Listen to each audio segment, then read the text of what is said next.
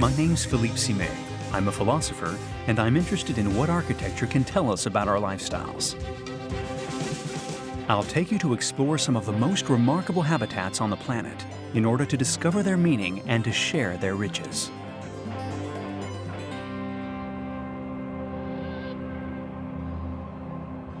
Tokyo, a megalopolis of 38 million inhabitants, is often described as chaotic and bewildering. The city indeed appears to be a complex web of ultra-modern buildings and small private houses assembled together like pieces of Lego with no apparent consistency. Twice destroyed in 1923 after a terrible earthquake, then in 1945 after the American bombardments, Tokyo has risen from its ashes each time, and since then seems to be perpetually reinventing itself in order to satisfy its insatiable need for expansion.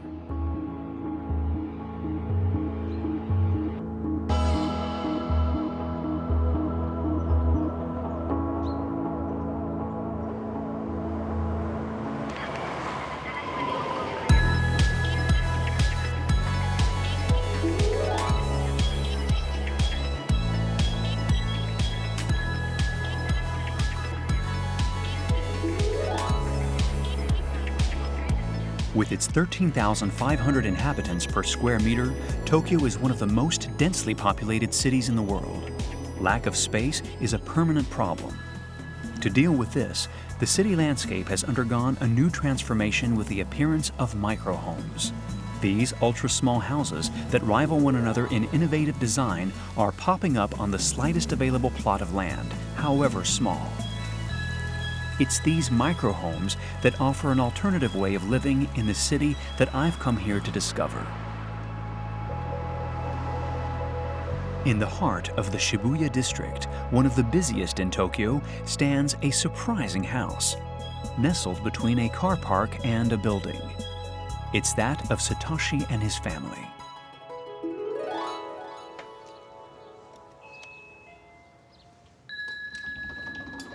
Satoshi, hello. Hello, Philippe. This facade is unbelievable. It's barely the width of my arms. It's very small, but it's much wider on the side. Please, come in. Thank you. Wow. Welcome. It's quite surprising because when you see the facade, you get the impression that the house is extremely narrow, whereas it's actually quite spacious inside. The living room and a garden even. I didn't expect that. It's very small, but in addition to this floor, there's also a basement and an upper floor. The place I'm most proud of is the bathroom upstairs. Thank you.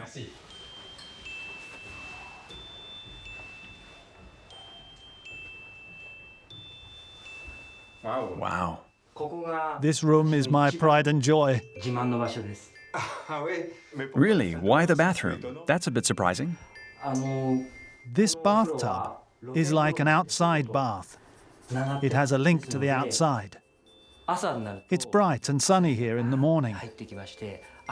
I take a hot bath here, and then I'm ready for my work day. In the evening, I relax here. I can listen to music, birds singing, the murmur of a river, and I forget everything else. It's a wonderful place.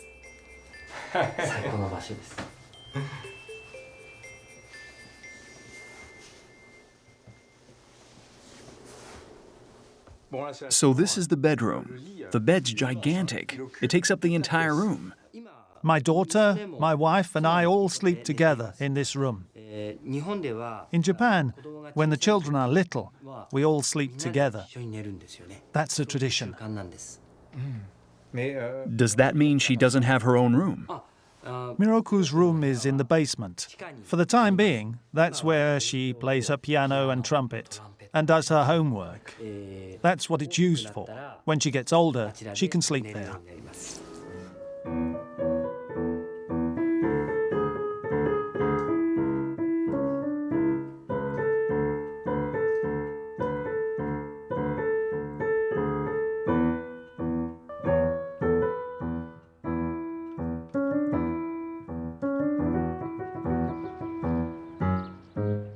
I'm amazed by the shape of your house. I find it incredible that houses can be built in Tokyo on such narrow strips of land.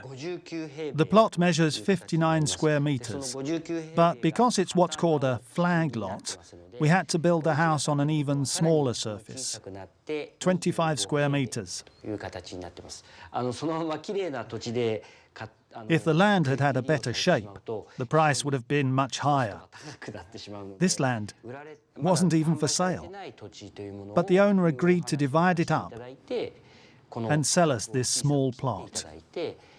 As a general rule, land such as this is passed down from generation to generation, and they are hard to come by in Shibuya. There haven't been any for sale here for the past 13 years. When you were told that your house would have a floor surface of 25 square meters, did you imagine ever being able to live here? At first, I thought we wouldn't be able to, but I changed my perspective. I thought of it not only as a surface, but as a space, a cube. So, even if the surface is small, by superimposing levels, like Lego pieces, we can obtain a 3-storied house, and the 25 square meters becomes 80 square meters.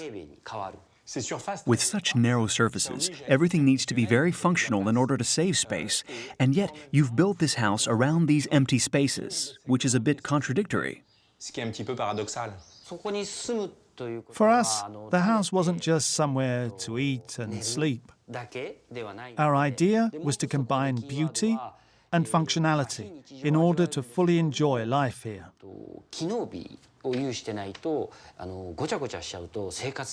Shibuya is a recent district. It's very animated and noisy. It can be a bit stressful in certain areas, but then you come back here and it's peaceful. You can relax. We've managed to combine these two aspects, and for me, that's priceless. For me, these microhouses act as switches. They enable us to connect to the urban energy, to receive its electricity, and at the same time, to disconnect from it when it becomes too intense for us. Do you want some cookies? I'll heat up some milk for you. Would you like some coffee? Oh, yes, please. It's not going to be easy. If not, tea'll be fine. She's made herself comfortable. You have to press this button, the big one. She doesn't even budge. Thank you. Thank you very much. You're welcome. So, if I'm not mistaken, this area is the kitchen, the dining room, and the living room all at the same time. Yes, this is the kitchen, but we can conceal it behind these sliding panels.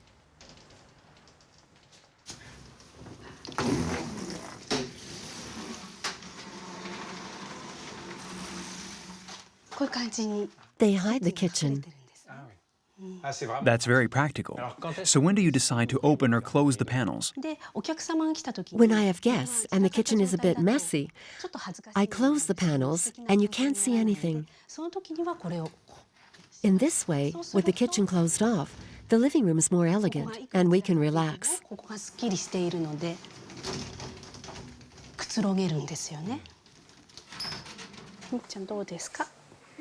How's it going? That's right. This room is certainly very functional, but even so, wouldn't you prefer to live in a bigger space? No, not at all. My parents' house is a very old Japanese-style house. It has 13 rooms altogether. When I was a child, this big house used to scare me a bit. As a lot of the rooms weren't used, I couldn't really find my place there.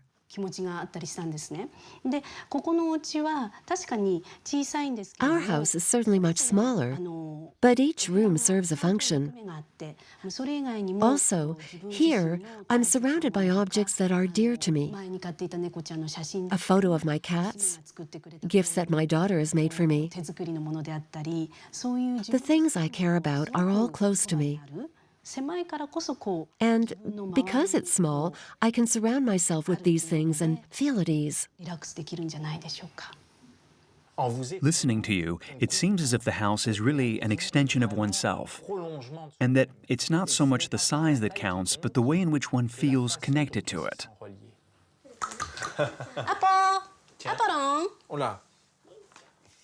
This strong bond with such a small space surprises me. While it's certainly the sign of a family well-being, it also represents a form of retreat, which is hard to understand. Doesn't the small size of these houses push one more towards escaping outside? How do you have any privacy in a space that's unavoidably shared by all?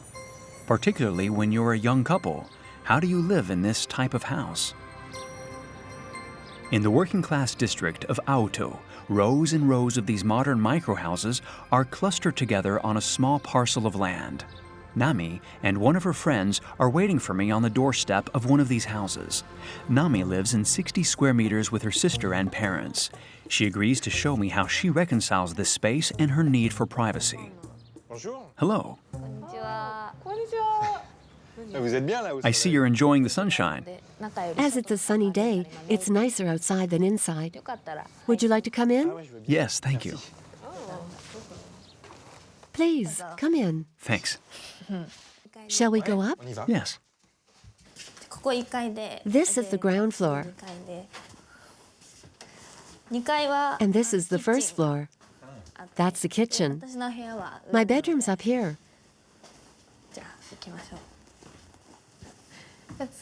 This is my bedroom. There's not enough room for 2 people, so I'll let you go in. Wow. It's tiny. It's small, but I only use it as a place to sleep. When I'm at home, I'm usually in the living room, so it's no problem.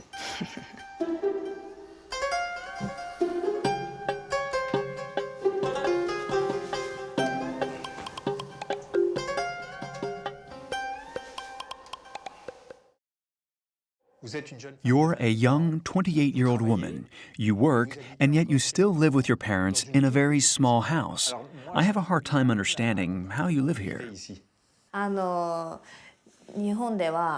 In Japan, it's not unusual for young people in their 20s, like me, to still live with their parents until they get married, for example. I'm not an exception. Don't you find it hard to live in such small spaces? A small bathroom, a small kitchen, a tiny bedroom? No, I'm not often at home. I usually see my friends outside, for dinner, for example. I'm only at home for family meals and to sleep. That's what this space is used for. And I'm perfectly content with that. There's still something that intrigues me. How do you have any privacy in such a confined space?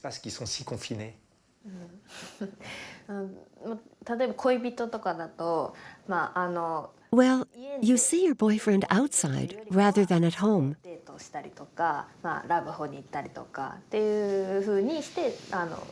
You can go to a love hotel, for example.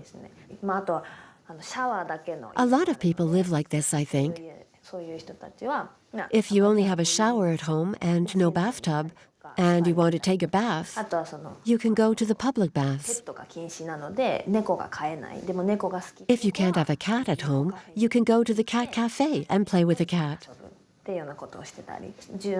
And if it's too small at home to read, you can go to a manga cafe. We get by like this. It's there. Ah, that's it. Yes, right there.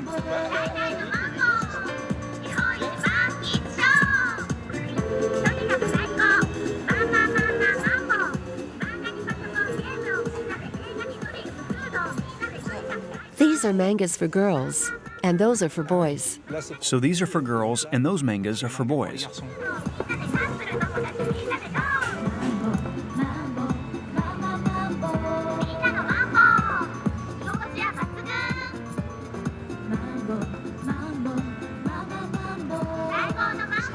Over here, you can take a shower. This is a girls-only zone, pink.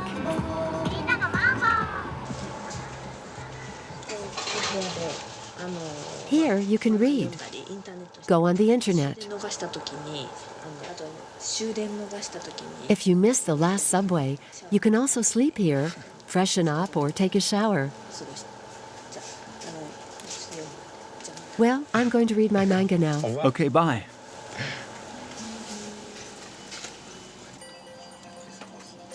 Leaving a house where space is lacking to go read in an even smaller space seems a bit absurd to me. But for €3 an hour, these manga cafes are crowded day and night and prove that the existence of these micro-houses is only possible because the city has been conceived as an extension of the home. The two are interdependent. One doesn't exist without the other. All the shops and services are in close proximity to the home. They're like an extension of it. The public squares act as the house's garden. The numerous restaurants replace the dining rooms, and the vending machines on every street corner are an annex of the refrigerator.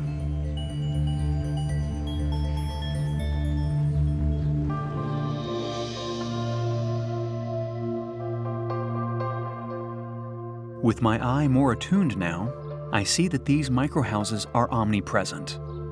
Faced with an urban scale of gigantic proportions and often uniform-style buildings, these tiny architectural objects manage to reintroduce a human dimension to the city.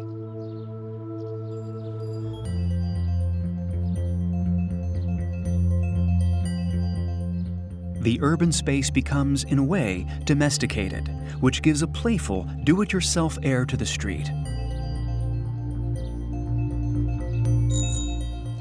I have an appointment with the architect Manabu Naya, who built one of the smallest houses in Shibuya with a floor surface of just 16 square meters. I'm hoping he'll help me get a better understanding of Tokyo's urban organization, which reconciles these two antagonistic universes, the micro-home and gigantism. What fascinates me here in Tokyo is that no two houses are alike. They're all completely different in shape and size. It's hard to understand even how they've managed to be built. You sometimes get an impression of chaos. After the Second World War, Japan was in ruins. There was almost no urban planning. But a lot of people from the provinces came to live in Tokyo. So it became a megalopolis, one of the biggest in the world. And as the price of land also shot up, people began to want to move out to the suburbs. But the commute into the city takes about an hour, or an hour and a half, just to get here. So traveling to work every day takes a long time. So people prefer to live in the city on small plots of land that belong to their family, for example, and they build vertical houses on them. There are a lot of houses of this type. But how is it possible to find such small plots of land? In Japan, the law requires the facade to be at least 2 meters wide in order to be able to construct. But it doesn't specify a minimum surface area. So we can find houses that have a floor surface of 15 square meters. In Tokyo, people generally want a floor surface of between 27 to 30 square meters. As a consequence, we have no other choice but to build vertically. It's surprising to see all these gaps between the houses. In a city with such a space shortage, it seems to be a waste of precious square meters. In Japan, to build a house in a residential area, the law requires there to be a minimum space of 50 centimeters between the houses.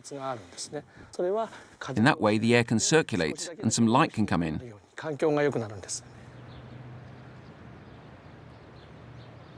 Let's go and see the house that I built here. That one. Yes. Wow. It has 3 stories. Yes, there are 3 windows. I really wouldn't have thought it was possible to build on such a small surface. The first time I came here to meet my client, I walked straight past it without noticing it. I turned back, and when I saw it, I was very surprised. It was so small I burst out laughing. Shall we go in? Yes.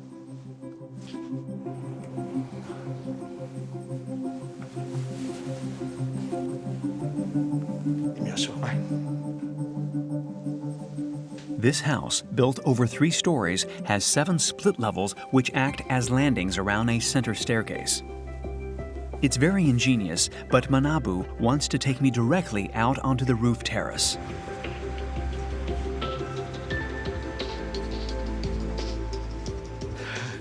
Wow. It's amazing. C'est incroyable. Incredible.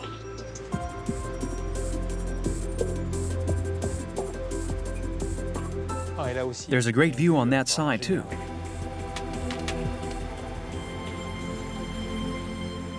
Ce qui est très étonnant. What's surprising out on this terrace is that you realize just how small the buildable area is, whereas when you're inside the house, you completely forget it.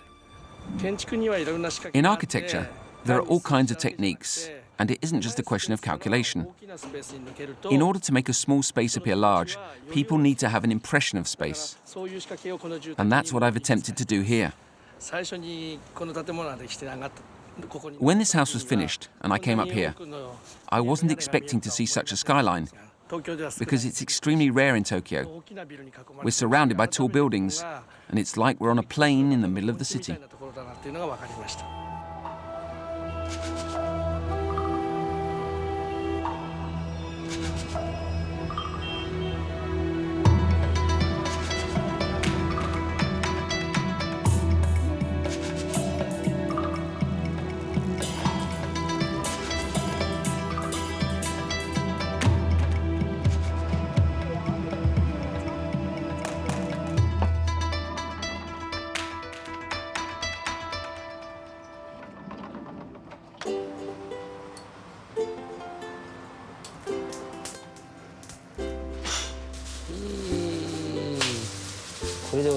We can start cooking. Micro house also means a micro barbecue, to which Satoshi has invited me. At the foot of the micro garden giving onto the sky, this is a special moment for Satoshi where he and his family can come together. It smells good.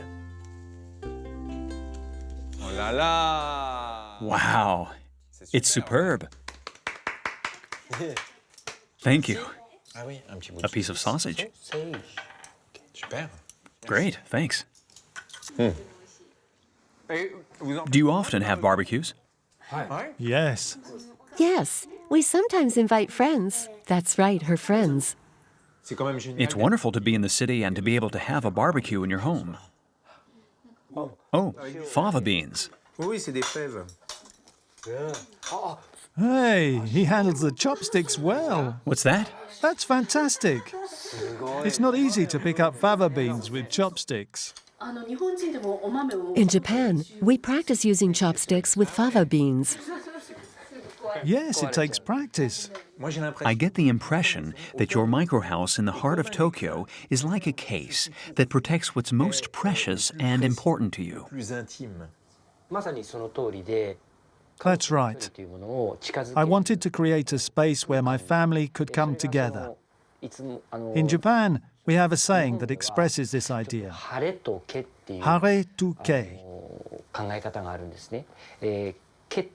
Ke designates the everyday.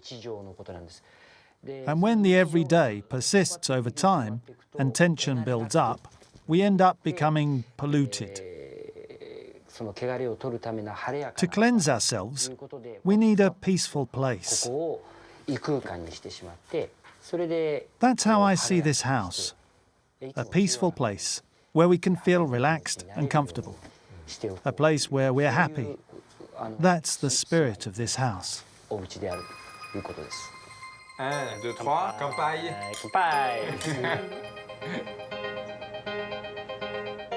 At the end of my trip, I've gained a wealth of information from these microhouses. Faced with a shortage of space in one of the world's biggest cities, they offer an interesting alternative between collective and private housing.